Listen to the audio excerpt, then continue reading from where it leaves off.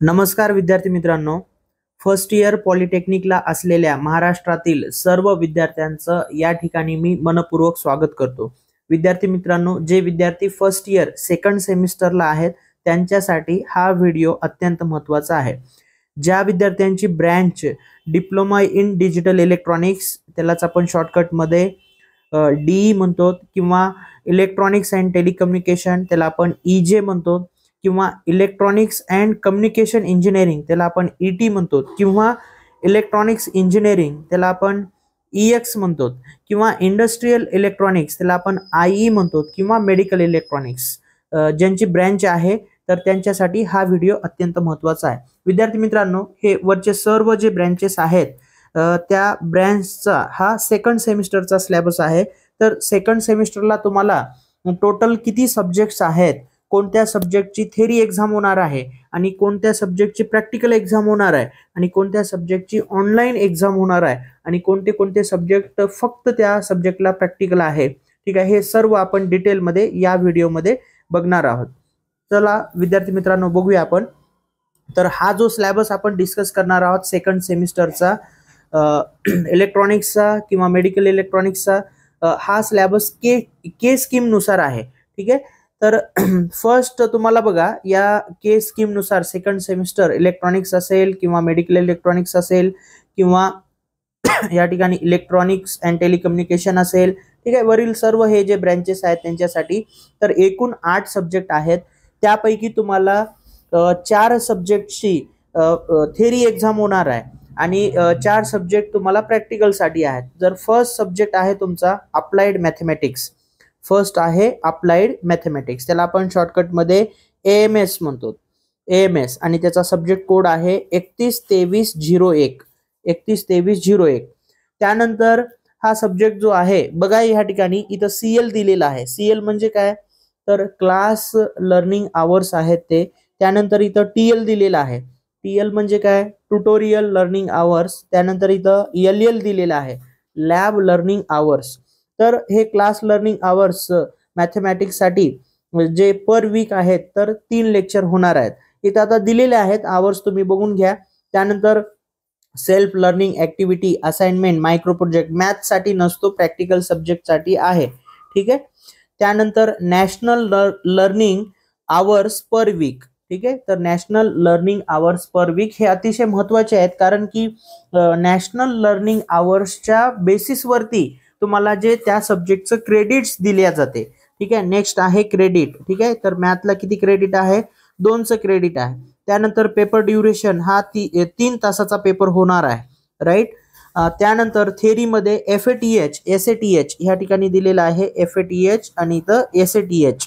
तर एफएटीएच म्हणजे formative assessment theory आणि एसएटीएच म्हणजे समेटिव्ह असेसमेंट थेरी।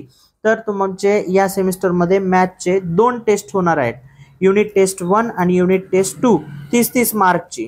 तर त्याचा ॲव्हरेज काढून तुम्हाला 30 पैकी किती मार्क मिळाले ते 30 पैकी मार्क मिळणार आहेत। त्यानंतर 3 तासाचा थेरी पेपर, जसा तुमचा M1 चा पेपर झालेला आहे तसाच तुमचा M2 चा 70 मार्कचा 3 तासाचा पेपर होणार आहे।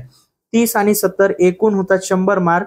तर मॅथमॅटिक्स जो आहे अप्लाइड मॅथमॅटिक्स त्यालाच आपण M2 म्हणतो, हा टोटल 100 मार्क साठी आहे। त्यानंतर बेसिक इलेक्ट्रॉनिक्स सेकंड सब्जेक्ट जो आहे तो आहे बेसिक इलेक्ट्रॉनिक्स, त्याला आपण शॉर्टकट मध्ये बीईएल म्हणतो, ठीक आहे। आणि त्याचा सब्जेक्ट कोड जो आहे तो आहे 312314, ठीक आहे, 312314। त्यानंतर आता हे आवर्स वगैरे तुम्ही बघून घ्या, याचा सुद्धा थेरी पेपर होणार आहे, 3 तासाचा पेपर होणार आहे। त्यानंतर ह्याची मार्क्स डिस्ट्रीब्युशन जे आहे ते आपण बघूया। 30 मार्क जे आहेत सेम तसंच 2 क्लास टेस्ट होणार, 30 मार्काचे, त्याचे ॲव्हरेज काढून तुम्हाला 30 पैकी मार्क मिळतात। त्यानंतर 70 मार्कचा पेपर होणार फायनल 3 तासाचा, ठीक आहे, 30 आणि 100। त्यानंतर बघा, ह्या 100 पैकी मिनिमम 40 मार्क पाहिजे, ठीक आहे, दोन्हीमध्ये मिळून 40 मार्क पाहिजे, तरच तुम्ही त्या सब्जेक्टमध्ये पास होता, अदरवाईज तुम्ही फेल होता। त्यानंतर प्रॅक्टिकल हा 50 मार्कसाठी आहे, फॉर्मेटिव्ह असेसमेंट, आणि समेटिव्ह असेसमेंट हा 25 मार्कसाठी आहे, ठीक आहे। असं 75 मार्क, 75 आणि हे 100 म्हणजे एकूण 175 मार्कसाठी हा सब्जेक्ट आहे, 175, ठीक आहे।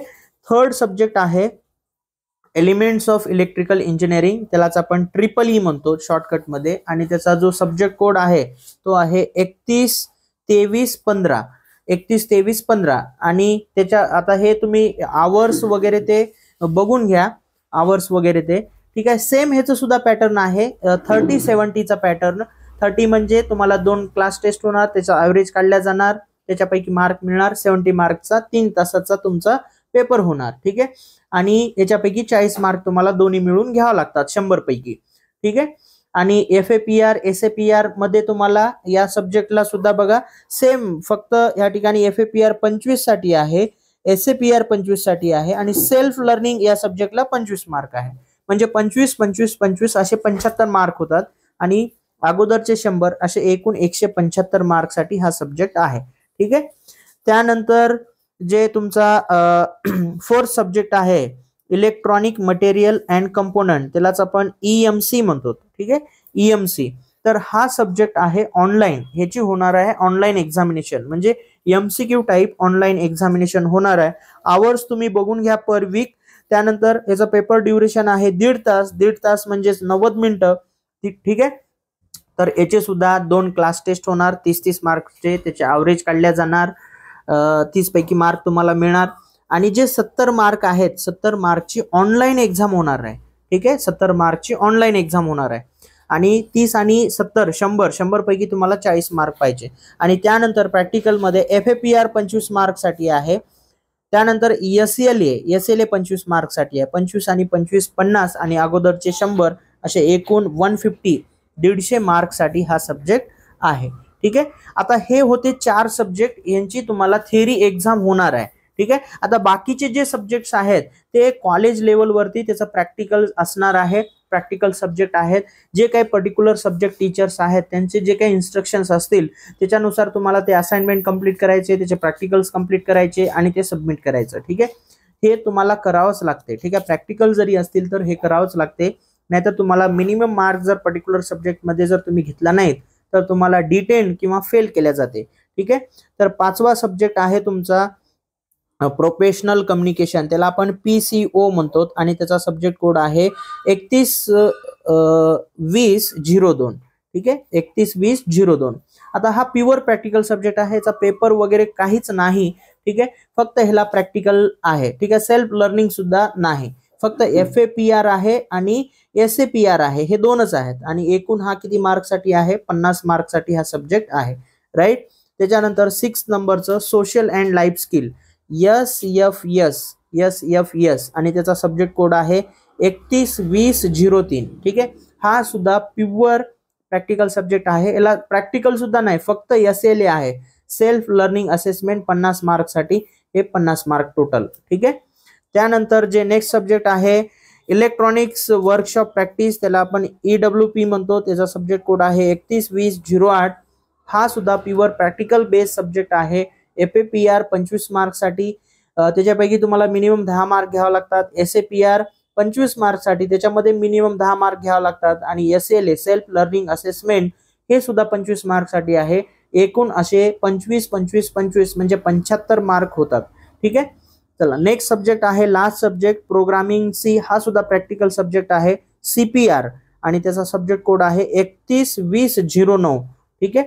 आणि तुम्हाला हा सुद्धा प्युअर प्रॅक्टिकल सब्जेक्ट आहे, जी थेरी एक्झाम वगैरे काही होणार नाही, ठीक आहे. FAPR आहे 25 मार्कसाठी, SAPR आहे 25 मार्कसाठी, SLA आहे 25 मार्कसाठी, एकूण 75 मार्कसाठी हा सब्जेक्ट आहे, ठीक आहे. तर असं एकूण 850 मार्कसाठी हा टोटल तुमचा सेमिस्टर आहे. एकूण तुम्हाला 8 सब्जेक्ट आहेत, त्यापैकी 4 सब्जेक्टची थेरॉटिकल एक्झाम बोर्डाची होणार आहे. त्याच्यापैकी 3 थेरी लिहायचे आहेत, 1 ऑनलाईन पेपर होणार आहे, आणि बाकीचे 4 सब्जेक्ट तुम्हाला प्रॅक्टिकलचे असणार आहेत. तर हा होता आपला जे विद्यार्थी फर्स्ट इयर सेकंड सेमिस्टर ज्यांची ब्रँच इलेक्ट्रॉनिक्स आहे, इलेक्ट्रॉनिक ग्रुप रिलेटेड जे बी ब्रँच राहू द्या तुमची, त्यासाठी हा अत्यंत महत्त्वाचा सिलेबस आहे. तर तुम्ही या ठिकाणी जे फुल फॉर्म्स वगैरे आहेत ते मी तुम्हाला सांगितलेलेच आहेत. याच्या व्यतिरिक्त तुम्हाला काही डाऊट्स असतील, काही तुमचे क्वेश्चन्स असतील तर नक्की कमेंट बॉक्समध्ये कमेंट करा. आणि ह्याची जर तुम्हाला PDF पाहिजे असेल तर या व्हिडिओच्या डिस्क्रिप्शनमध्ये व्हॉट्सअप ग्रुपची लिंक दिलेली आहे आणि टेलिग्राम ग्रुपची लिंक दिलेली आहे. ते दोन्ही ग्रुप तुम्ही जॉईन करा, म्हणजे तुम्हाला त्या ग्रुपमध्ये ह्याचे पीडीएफ्स मिळून जातील किंवा जे काही पॉलिटेक्निकचे महत्त्वाचे अपडेट्स असतील तर या आपल्या यूट्यूब चॅनलच्या आणि ह्या व्हॉट्सअप आणि टेलिग्राम ग्रुपच्या माध्यमातून सगळ्यात पहिल्यांदा तुमच्यापर्यंत पोहोचतील. विद्यार्थी मित्रांनो, हा जर व्हिडिओ तुम्हाला आवडला असेल तर नक्की ह्या व्हिडिओला लाईक करा. मॅक्झिमम तुमच्या मित्रांना ह्या व्हिडिओची लिंक शेअर करा. या यूट्यूब चॅनलला सबस्क्राईब करून ठेवा, म्हणजे मी व्हिडिओ अपलोड केल्या सगळ्यात पहिल्यांदा तुमच्यापर्यंत तो व्हिडिओ पोहोचेल. आणि ग्रुप जॉईन करून घ्या, म्हणजे ग्रुपमध्ये तुम्हाला पूर्ण अपडेट्स मिळतील. तर विद्यार्थी मित्रांनो, या व्हिडिओमध्ये आपण इथंच थांबूया. पुन्हा भेटूया नेक्स्ट व्हिडिओमध्ये. जय हिंद, जय महाराष्ट्र.